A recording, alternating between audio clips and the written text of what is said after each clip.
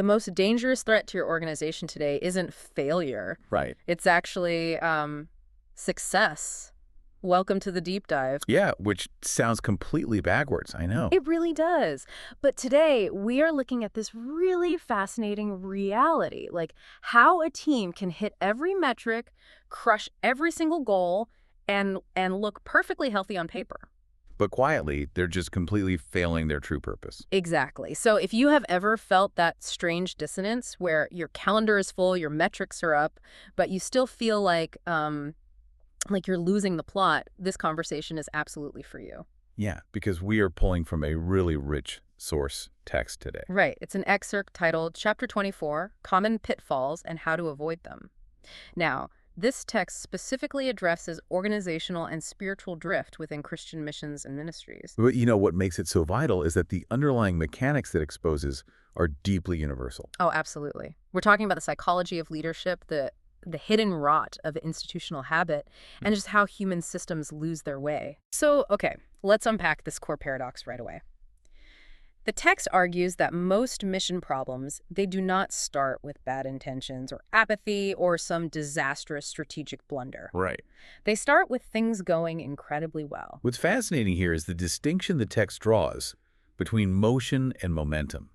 Because, we really tend to conflate the two. Oh, totally. We think if we're moving, we're making progress. Exactly. When an organization is experiencing success, it naturally builds these really energetic teams, it launches efficient initiatives, and it organizes its resources effectively. Right. People are busy, budgets are met. Yeah, and applause is generated. But the text argues that within that flurry of successful motion, a systemic weakness can easily hide. Because everyone is just so distracted by the wins. Right, because an organization inherently values growth, harmony, and efficiency. So anything that produces those visible outcomes is just celebrated. And crucially, it is rarely questioned. Exactly. I mean, if the chart is going up, we just assume the foundation is solid. We completely stop inspecting the structural integrity of what we're building because those immediate rewards are so intoxicating. It's like the treadmill effect. Oh, yeah, that's a great way to put it. You're sweating, your heart rate is elevated, the little digital dashboard is telling you you've burned 500 calories and run 4 miles. Right. You feel incredibly productive, but you haven't actually moved an inch. Yeah. You're just participating in a tremendous amount of stationary activity. And the source material highlights this terrifying slide where effort slowly replaces actual dependence on the mission. Yes, the activity literally becomes the calling. Right. For instance, the text talks about a rapidly growing church that looks like a massive success, but underneath, that growth is entirely propped up by an overdependence on a single, highly charismatic leader. Or a unified executive team that prides itself on perfect harmony. Oh, yeah, the harmony trap. Right. But that harmony only exists because everyone is just completely terrified of having a difficult conversation. Wow. Yeah. Which means the weakness is presenting itself as an untested strength. Exactly. The harmony is actually cowardice. The growth is actually fragility. And this is exactly why it is so dangerous. Because you can't even see it. Right. By the time the weakness becomes visible to a casual observer, it isn't just a surface issue anymore. It has embedded itself into the very culture and DNA of the organization. So how does a leader actually diagnose this before it's too late? Well, to explain that, the text points to an ancient historical example, the story of Nehemiah rebuilding the walls of Jerusalem. Right. Yeah. So when Nehemiah receives the devastating news that the city's walls are broken and its gates are burned, he doesn't just, fall to his knees and pray, leaving it entirely in the abstract spiritual realm. Right. But he also doesn't immediately grab a trowel and start haphazardly laying bricks in a total panic. He does something incredibly deliberate instead. Yeah. He goes out at night in secret, and he actually inspects the damage firsthand before announcing any kind of plan. Exactly. And the mechanism here is just profound. He names the specific problem. He integrates spiritual sensitivity with cold, hard, practical clarity. As the text beautifully phrases it, he confesses sin, but he also counts stones. Yes, I love that line.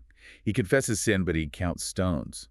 He doesn't treat the brokenness as purely a mystical issue that can be solved with good vibes, nor does he reduce it to a mere logistical supply chain problem. He marries the two. Right. He forces himself to look at the exact dimensions of the ruin. But wait, I'm struggling with this application in the modern leadership context. Okay, how so? Well, why is it so incredibly hard for a modern leader to just point at the wall and say, hey, there's a hole right there?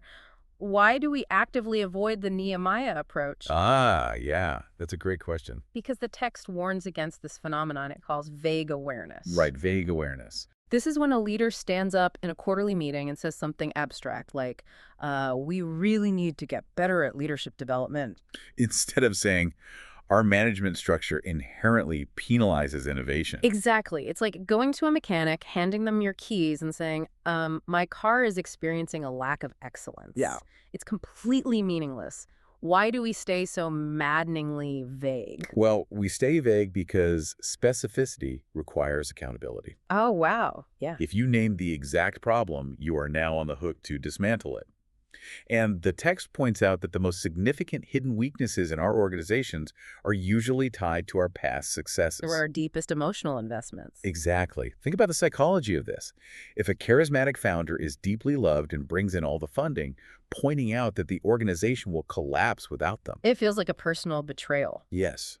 Or if a legacy program has 20 years of history and powerful board members attached to it, questioning its actual effectiveness feels like attacking someone's life's work. So vague awareness is basically a defense mechanism. It absolutely is. It creates the illusion of responsibility without any of the actual heavy lifting. Right. You get to sound like this visionary, self-aware leader who cares about continuous improvement without ever actually having to dismantle the comfortable structures that give you your status. You get the applause for being humble without the pain of being disrupted. That is wild. And that is the exact psychological barrier at the heart of the text, self-deception. Right. And the author argues that self-deception doesn't just happen in a vacuum. It occurs at the intersection of three very specific, very powerful human forces. Which are ego, fear, and habit. Exactly. Let's really dig into those mechanisms because they apply to literally every human endeavor, not just ministries or businesses. Right. So ego. Ego isn't just arrogance. Right. In this context, it's the quiet, comforting voice that whispers, hey, we are competent. Look at our track record. We know what we're doing better than the critics do. It's the armor of past success. Yeah. And then there's fear. Fear is the internal alarm system warning. If we admit that our core product is failing or our community is shallow, we might lose our funding. Or our influence. Yeah. Or our credibility. Exactly. And finally, habit. Habit is just the ultimate pacifier. Yeah, it simply insists, this is the way we've done it for a decade, the machinery is already built, it requires too much caloric energy to change course. So when you blend ego, fear, and habit, you essentially construct a reality distortion field. You protect your perceived success while entirely distancing yourself from the truth. Okay, so to puncture that distortion field, the text introduces two highly diagnostic questions. And these aren't meant for, casual reflection. No, they are designed to be extremely uncomfortable. The first is, where are we most vulnerable to self-deception? Meaning, what is the area of our operation that we flat out refuse to let anyone critique? Right. And the second is, what would we have to admit to make our mission more truthful? And the text argues that the absolute clearest symptom of a drifting organization is when truth begins to feel like a threat. Right. When a junior team member asking a completely valid question about a metric is suddenly viewed as challenging authority. Or when critique is automatically labeled as disloyalty or not being a team player. Yes. And when data that contradicts the executive narrative is just minimized or explained away. Exactly. The text references a deeply sobering line from the biblical book of Jeremiah. The heart is deceitful above all things. Which is a heavy quote. It is. But the author isn't using this just to be cynical about humanity. They're using it as a foundational principle of organizational psychology. Right. Even the most sincere, mission-driven, highly educated leaders can completely misread their own motives. Because self-deception never actually feels like deception to the person experiencing it. Exactly. It just feels like normalcy. It feels like you are just being prudent. That is such a chilling realization. It feels like normalcy.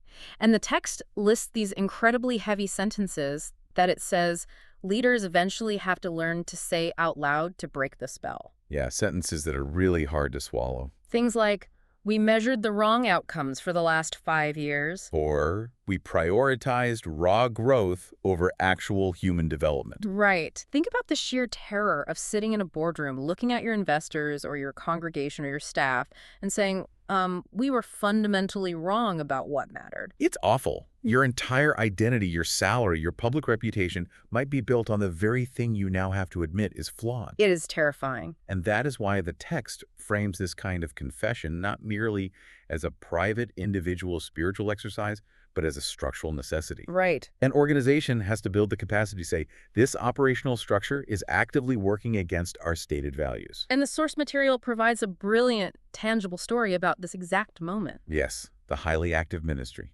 Right. It details this highly active ministry. Though honestly, this could easily be a tech startup or a nonprofit. Yeah.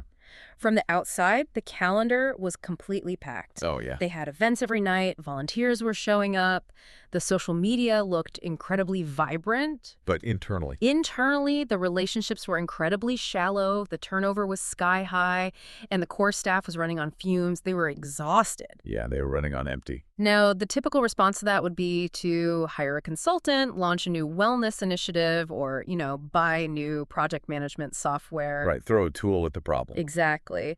But their turning point happened because one leader finally sat down in a meeting and asked that diagnostic question. What would we have to admit if we were being completely honest? It's the pivotal moment of structural confession. Yeah. And the answer they arrived at is so revealing. Someone finally said, we have built a system that keeps people incredibly busy, but it does not consistently form them into better people. Wow. That one sentence completely dismantled the illusion. Because it wasn't a critique of their work ethic. No, it was a devastatingly precise diagnosis of their misalignment. It's the Nehemiah approach in real time. They finally pointed to the exact hole in the wall. Exactly. And what's fascinating is that once you break through that initial defensiveness, once you stop treating the truth as an enemy, you actually start to see the specific, predictable traps your organization has fallen into. Yeah, and the author categorizes these into 5 common pitfalls. And these aren't just abstract ideas. They are the gravitational pulls that literally every organization faces. So let's really get into these because they are the meat of the deep dive. Right. And if we look closely at these 5 pitfalls, we see that they almost always begin as virtues that get pushed to an unhealthy extreme. Interesting. Okay, so what is the first trap? The first trap the text identifies is over-strategizing. The author subtitles this, when planning replaces prayer. Now, in a secular context, we might call this when logistics replaces vision. The text is careful to note that planning is essential. It cites the biblical principle from Luke 14 about counting the cost before building a tower. Right, you don't just wing it. Exactly. Yeah. But it argues that planning devoid of reliance on the ultimate mission or on God, in the text's context, mutates into a well-organized form of unbelief. Okay, let me push back on this a little bit. Sure. Because in the real world, this sounds like a recipe for chaos. If I am the CEO of a company or the director of a nonprofit, I have a fiduciary duty, I have a burn rate, a runway, and stakeholders who need quarterly projections. Right, you need metrics. Yeah.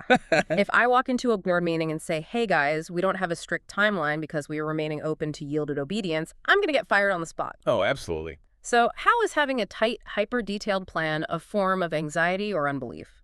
How does this actually work in practice without descending into total operational anarchy? That is the exact tension the text addresses.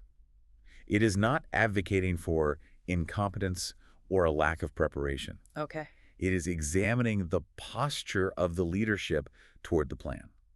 Over-strategizing happens when leaders are fundamentally more terrified of uncertainty than they are committed to their core calling. Ah, I see. The mindset shifts subtly. You start believing that if you can just engineer the perfect structure, if you can just scrub the metrics clean enough and build the ultimate timeline, you can guarantee the outcome and insulate yourself from risk. So the map replaces the guide. Exactly. Yeah. To illustrate this, the text points to a story in Acts 16, where the Apostle Paul and his team had this strategic plan to enter a certain region, but they are internally blocked, turned away by the Spirit. Right.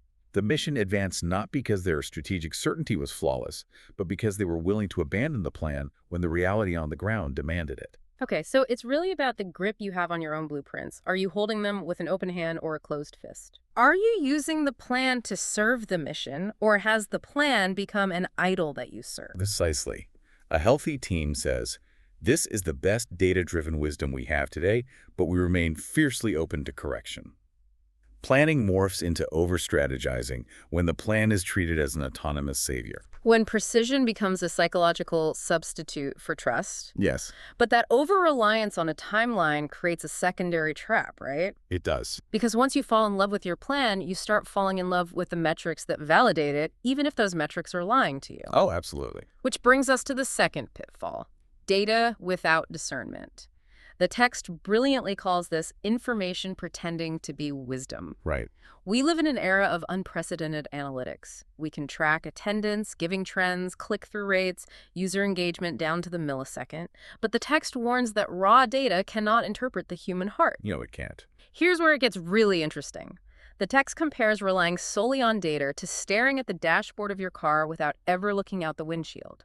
Yeah, that analogy is perfect. The dashboard is feeding you immaculate information. It says you're going 60 miles an hour, your tire pressure is optimal, your engine temperature is perfect. But the dashboard cannot tell you that the bridge is out ahead and you are driving straight off a cliff. Exactly. That is the perfect visualization of this mechanism.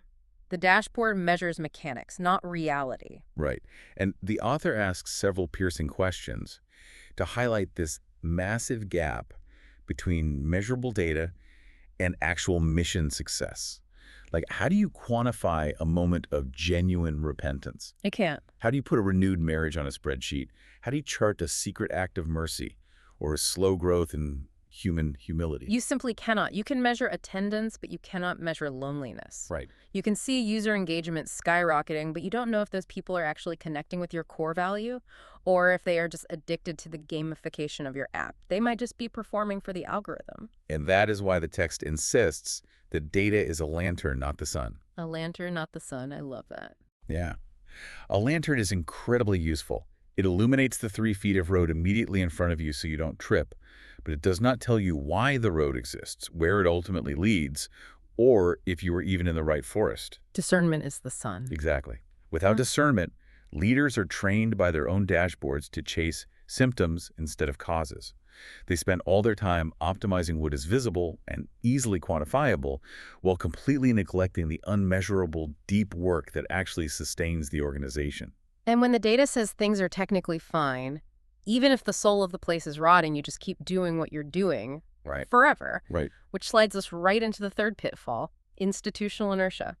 This is the tragic phase where the very structures that once served the mission now actively restrain it. And the psychology here is fascinating.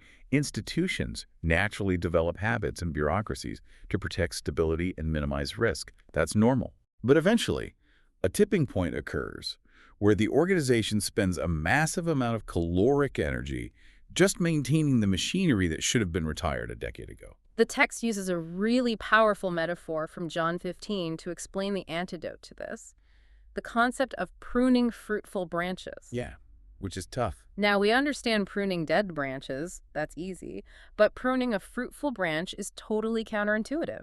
It is. Yet it is necessary so the plant can bear even more fruit in a new season.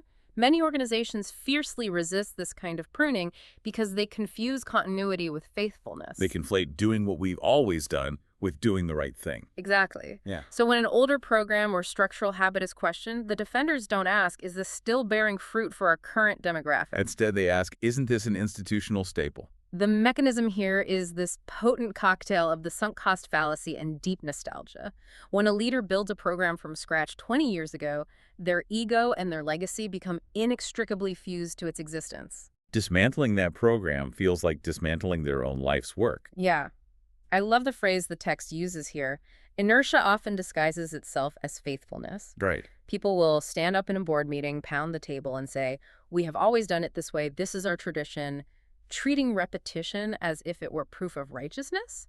They protect the past at the expense of the future. And that assumption that our established way is the universally correct way breeds a dangerous arrogance when an organization tries to expand or reach new demographics. Which is the fourth pitfall. Yes, cultural blindness. Okay, let's unpack this one. So this occurs when leaders import rigid frameworks into environments that completely reject them.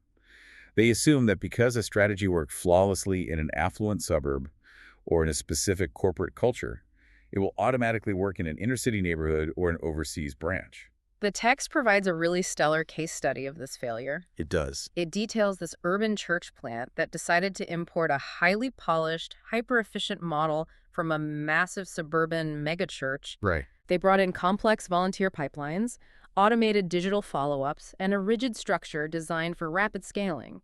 On paper, it was an MBA's dream. It was beautiful. But the reality on the ground was very different. Yeah. The local urban community they were trying to serve operated on a completely different value system. They valued embodied presence. They valued long-term, slow-building trust. So when this hyper-efficient, polished strategy arrived, it felt entirely foreign, corporate, and suspicious. Right. The community had seen outsiders drop in with slick plans, extract what they needed, and leave before. The strategy failed not because it was intrinsically bad, but because it was culturally tone-deaf.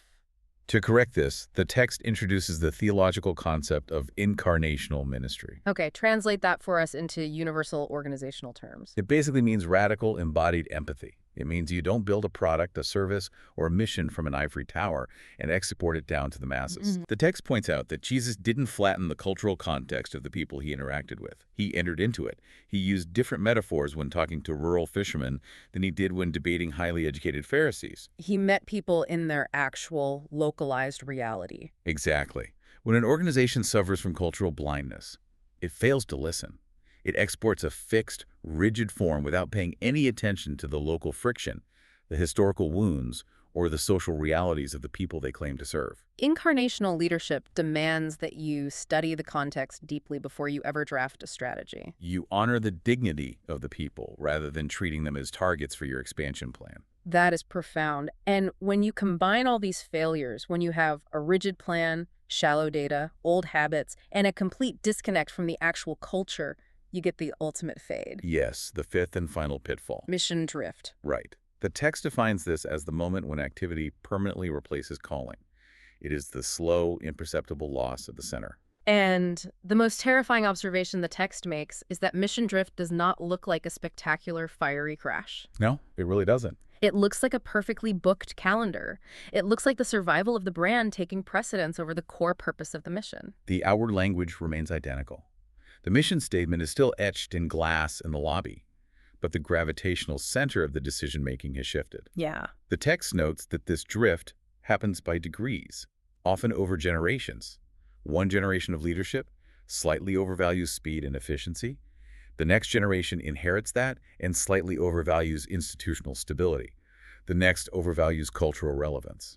And slowly, almost invisibly, the original North Star is lost, replaced by the maintenance of the machine.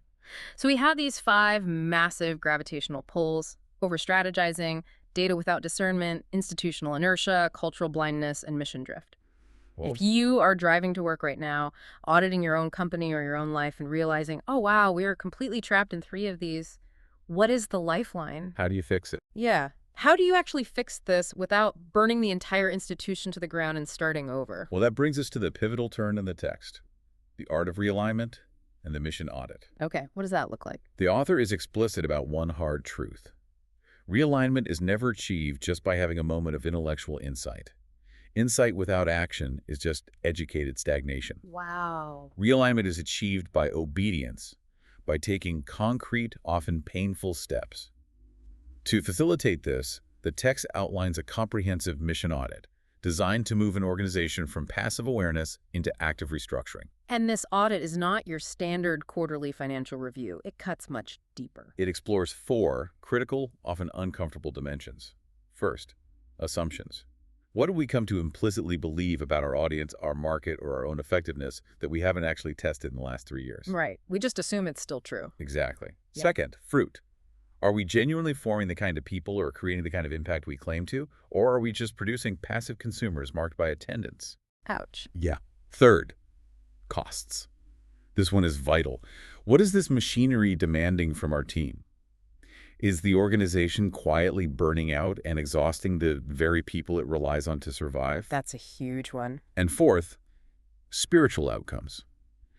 Or, in a broader sense, core alignment. Is our true center actually driving our daily practices, or is it just marketing copy on our website? And the text makes a massive point about how to conduct this audit. You cannot do it alone. No, absolutely not. It insists heavily on inviting outside independent evaluation because, as we discussed earlier with self-deception, insiders normalize what outsiders notice in 5 minutes. Familiarity completely dulls your perception. I think about this like being nose blind to the smell of your own house. Oh, yeah, that's a great way to think about it. You know, you live there, you walk in, you smell absolutely nothing. But a guest walks through the front door and immediately knows you cooked salmon last night and that your dog needs a bath. You need the guest to tell you what the air actually smells like. The text suggests an incredibly powerful, humble posture for leaders to take when bringing in these outside voices.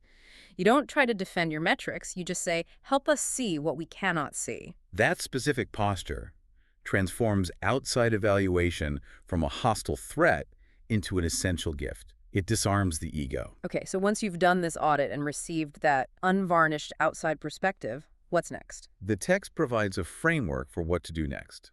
The decision matrix. Let's break this down. Realignment is essentially the hard work of discernment. A leader has to look at every single practice, program, and initiative and categorize it into one of 3 buckets: preserve, change, or release. Let's really look at those because the tension between them is where leadership actually happens. Preserve is exactly what it sounds like. It includes the absolute non-negotiables. In the text's context, that's the gospel, the core theology. But organizationally, it's your absolute core values. It also includes the practices that the audit proves are genuinely still bearing high-quality fruit. Right. Then you have change. These are the things that still have potential but require significant reformation. Maybe a product line needs to be overhauled, or a communication style needs to be drastically adapted to cure that cultural blindness we talked about. Right, they just need tweaking. And then there is release. This is the agonizing category. It is agonizing because these are the practices, the legacy programs, the long-held assumptions that must be let go entirely. And the text makes a crucial point. You aren't releasing them because they were inherently bad. Right, you are releasing them because they are no longer faithful to the current calling or the current context. They belong to a past season. The author offers a brilliant, liberating distinction here. Honoring the past does not require preserving everything from it. Yes, pruning an organization will always trigger a sense of grief and loss, but long-term faithfulness absolutely demands release. But hold on. Releasing a major program isn't just erasing a circle on a whiteboard. No, not at all. There are human beings whose entire livelihoods, identities, or social circles are deeply tied to that program. When you say prune, it sounds clinical, but on the ground, that is organizational trauma. It really is. How does a leader actually navigate the emotional fallout of hitting the release button? Well, the text tells a story to illustrate this. It's about a church that had built its entire identity around a highly successful, massive weekly event. The attendance was huge. It was the thing they were known for in their city. Okay. But the deep audit revealed a glaring weakness. The discipleship was incredibly shallow. The event was amazing at gathering crowds, but terrible at actually forming human beings. So they faced the decision matrix. Right. And they made the deeply painful, highly controversial choice to restructure. They moved the focus away from the massive performance event, broke it down into smaller, highly relational components, and released the big show aspect entirely. And what happened? I mean, the metrics plummeted. They did. Attendance dropped initially. Funding probably took a massive hit. That is the exact nightmare scenario that keeps leaders awake at night.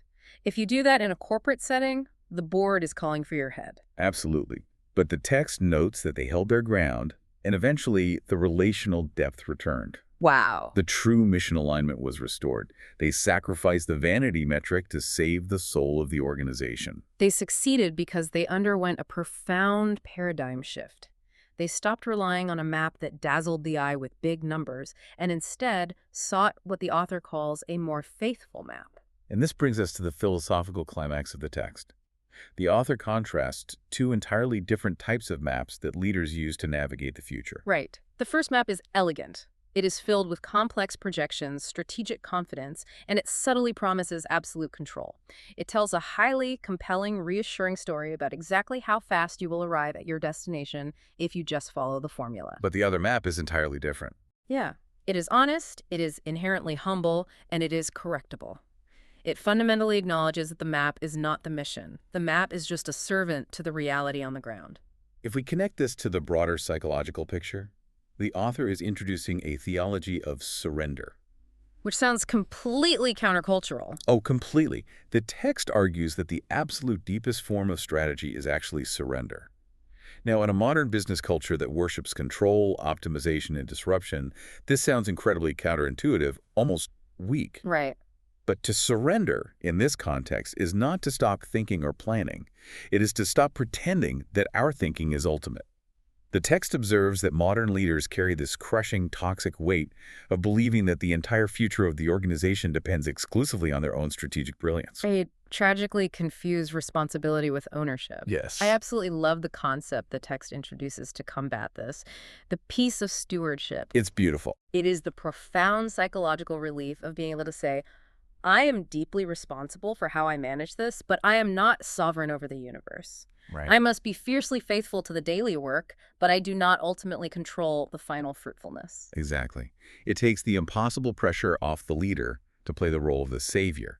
You don't have to fabricate certainty out of thin air, and you don't have to force outcomes that are beyond your control. This shift from ownership to stewardship fundamentally changes how leaders evaluate success.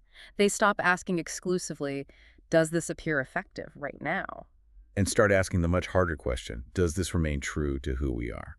To drive this home, the text offers a brilliant comparison of two hypothetical organizations, in this case, churches, but it maps perfectly to any entity. Let's look at Church A. Right. By every conventional modern standard, Church A is exceptional. It is highly polished, relentlessly data-driven, it boasts impeccable branding, and it is highly visible in its market. The leadership team reviews market relevance and demographic trends weekly.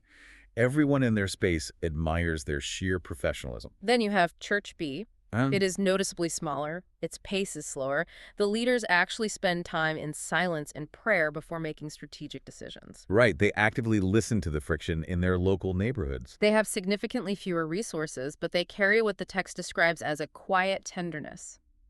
In Church B, the text notes, human loneliness is answered with actual physical presence, and the poor are treated as actual neighbors with dignity, not just as projects to be managed. And the author poses a decisive, uncomfortable question to the reader.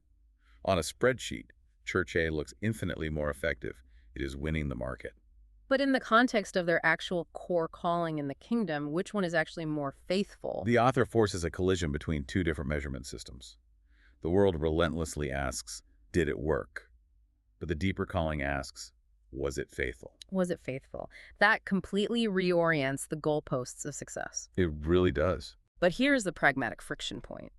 It is very easy for us to sit here on a deep dive and nod our heads at the beauty of stewardship and faithfulness. It sounds very poetic. Right. But how do we actually get there? Exactly. How does a mid-level manager or a stressed-out executive move from just agreeing with this conceptually to actually executing it on a chaotic Tuesday morning when their inbox is on fire? Well, the final section of the text is incredibly pragmatic. It bridges the gap between high-level insight and daily execution. It provides a toolkit for leaders to externalize their mental weight. And the underlying premise of these final exercises is vital. A to-do list, in this context, is not just a cheap productivity hack to squeeze more labor out of your day. Right. It is a fundamental stewardship practice. It is the protective mechanism that prevents a leader from giving their absolute best cognitive energy to their least important, most distracting work. So what are these daily practices? The text outlines 4 specific daily practices to regain alignment. The first is called the open loops inventory. I love this one because it addresses the cognitive overload that basically paralyzes us. Yes. The open loops inventory is about getting every single unspoken commitment, every vague anxiety, every unresolved email, and every deferred, difficult conversation out of your nervous system and onto a physical piece of paper. You don't judge it, you don't organize it yet. Yeah. You just capture everything that is secretly competing for your background processing power. Right. The text asks a great diagnostic question. What are you carrying in your body that actually belongs on paper? Because until you externalize the chaos, you cannot evaluate it objectively. Right. Once that inventory is captured and out of your head, you move to the second practice, separating urgency from importance. Oh, this is a big one. The text observes a tragic flaw in modern work culture. We constantly reward urgency as if it were wisdom. The loudest, most frantic tasks demand immediate attention. but they are rarely the most strategic. The author challenges leaders to actively schedule the important but not urgent tasks, things like long-term planning, deep relational check-ins, personal reflection. Because that quadrant is exactly where long-term faithfulness is built and protected. If you don't schedule the important, the urgent will consume every minute of your life. Absolutely. Which leads to the third practice, the one faithful move. Right. This is the discipline of looking at your overwhelming inventory and identifying one single task each morning that, if completed, fundamentally makes other tasks easier, clearer, or completely irrelevant. And the rule is, you do that one thing first. Right. Before you open the email slot machine, before the lower value reactive work takes over the day, you secure the one faithful move. And finally, to protect the space you've just created, the text offers the priority filter. Okay, what is that? This is a gating mechanism. Before a leader automatically says yes to a new commitment, a new partnership, or a new shiny opportunity, they must pause and ask, does this actually advance our core faithfulness, or does it merely expand our baseline activity? Oh, wow. It is a vital circuit breaker designed to interrupt the habitual pattern of overcommitment that slowly dilutes the organization's true calling.